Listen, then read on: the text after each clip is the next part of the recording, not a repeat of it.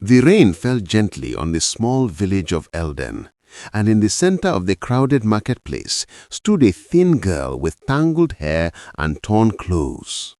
Her name was Leora. She was known as the daughter of no one, for her parents had died when she was still a baby. The villagers pitied her at first, but soon their pity turned into laughter. They called her names, they pushed her away when she tried to join their games, and they mocked her whenever she spoke of dreams.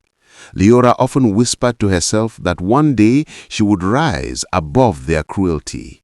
She would not remain the girl with dirty hands and no shoes. She would not remain the outcast the whole village laughed at. But whenever she said this aloud, the children threw stones and the women laughed, and even the elders shook their heads. Yet Leora's eyes carried a quiet fire. Deep inside her heart was a secret dream.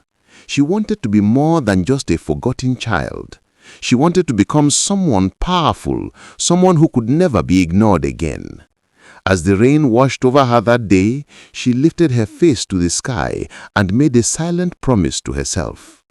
Someday, she will wear a crown. Days turned into months, and Leora's life did not get easier.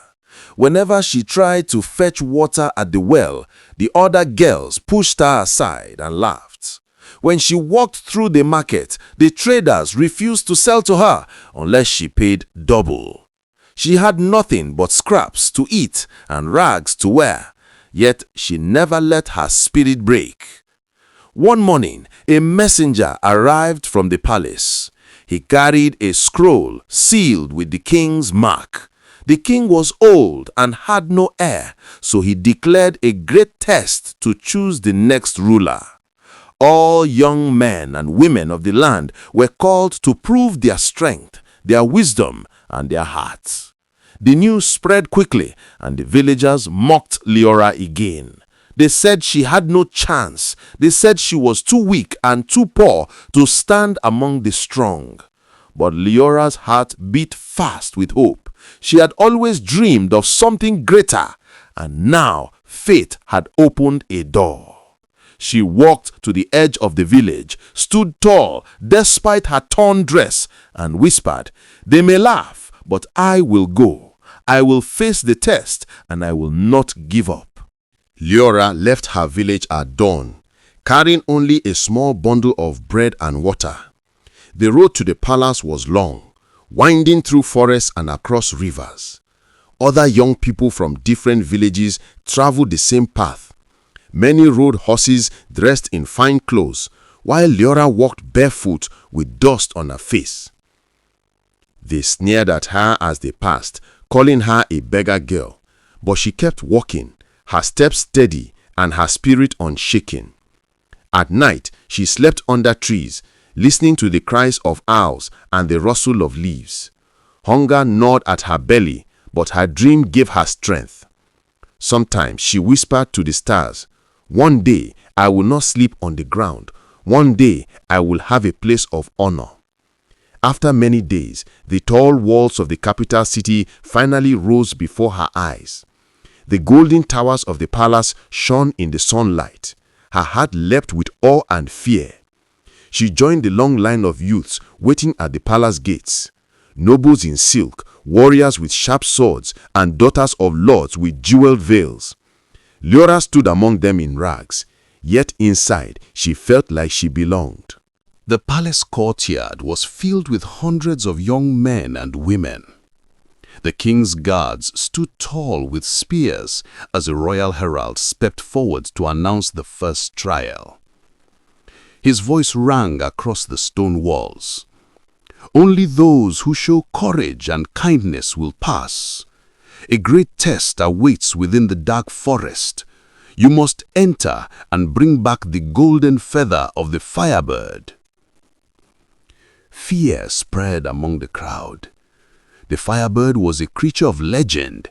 Its wings shone like burning flames, and its cry could shake the trees. Many whispered that no one had ever touched its feathers and lived. Leora felt her hands tremble.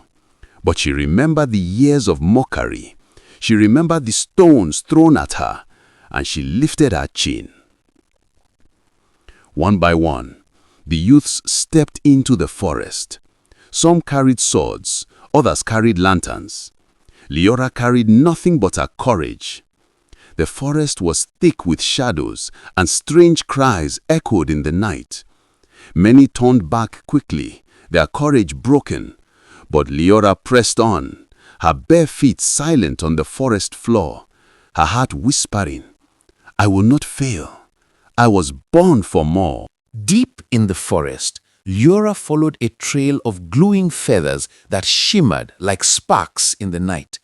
The air grew hotter as she walked until she saw it, the firebird, perched high upon a branch, its wings blazing like the sun, its eyes fierce yet sorrowful. The sight stole her breath. Others had tried to capture it with nets and arrows, but they lay scattered on the ground, defeated. Liora stepped closer with slow, careful steps. She did not raise her hands to harm it. Instead, she spoke softly. "You are beautiful. I will not hurt you. I only seek a single feather to prove my worth." The firebird tilted its head, studying her with eyes that seemed to read her heart. Then it spread its wings, the flames lighting the trees, and dropped a golden feather gently at her feet. Liora picked it up with trembling hands, her heart racing. No pain touched her, no fire burned her. The bird let out a soft cry, almost like a blessing, and then it flew into the sky, leaving a trail of light. Liora clutched the feather to her chest, tears filling her eyes. She had passed the trial, not with strength, but with kindness. When Liora returned to the palace courtyard, the crowd gasped. The golden feather glowed in her hands like a small flame. Many of the nobles who had mocked her earlier stared in disbelief. Some whispered that she must have stolen it. Others insisted it was impossible. Yet the king's herald examined the feather closely and declared it true. One by one, the other youths returned, most with empty hands, some wounded, and some did not return at all. The trials continued, tests of wisdom, of patience, of justice. But Liora always chose the path of truth and mercy. Where others lied to win, she spoke honestly. Where others pushed the weak aside, she lifted them up. The judges began to watch her closely. In the great hall, the nobles murmured with envy. "Who is this ragged girl? How does she succeed where the rich and strong have failed?" they asked. But Liora did not hear them. In her heart, she carried the same fire that had always burned. She was no longer the mocked girl of the village. She was becoming something greater. Though the hardest test was still ahead. The day of the last trial arrived. The great hall was filled with torches and banners. The old king sat on his throne, his eyes heavy with age, yet sharp with wisdom. He spoke slowly. "The crown of this land must rest on a head that knows sacrifice. Today, you will face a choice. You may take the throne for yourself, or you may give it away to another." The hall fell silent. Many of the nobles gasped. Some whispered that only a fool would give away the chance to rule. When Liora stepped forward, the king's gaze rested on her. He asked, "Child, if the throne were placed before you, what would you do?" Liora lowered her eyes for a moment, her heart beating fast. Then she spoke. "I would take the throne, not for pride, not for wealth, but to protect those who are mocked as I was, to give food to the hungry, to give hope to the forgotten. I know what it feels like to be unwanted. I will not let others suffer the same." Her words rang through the hall, and the people listened in silence. The king's eyes softened, and a small smile touched his lips. The old king slowly rose from his throne, leaning on his staff. His voice echoed through the hall. "I have found my heir. It is not the strongest sword, nor the richest house, nor the proudest voice that deserves the crown. It is the heart that carries both fire and mercy." He lifted the golden crown from the cushion beside him and turned toward Liora. The crowd gasped as the king placed the crown gently on her head.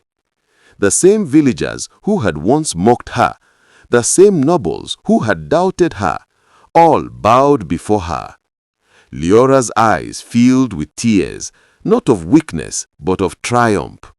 She was no longer the outcast girl nobody wanted. She was the queen chosen by destiny. From that day, Queen Liora ruled with kindness. Her first command was to open the palace gates to the poor. Her second was to send food to every village, even the one that had laughed at her. The people loved her because she carried the pain in her heart and turned it into strength. Standing on the palace balcony, the crown shining in the sun, Liora whispered to herself, "They mocked me once, but now I am their queen, and I will never forget where I came from."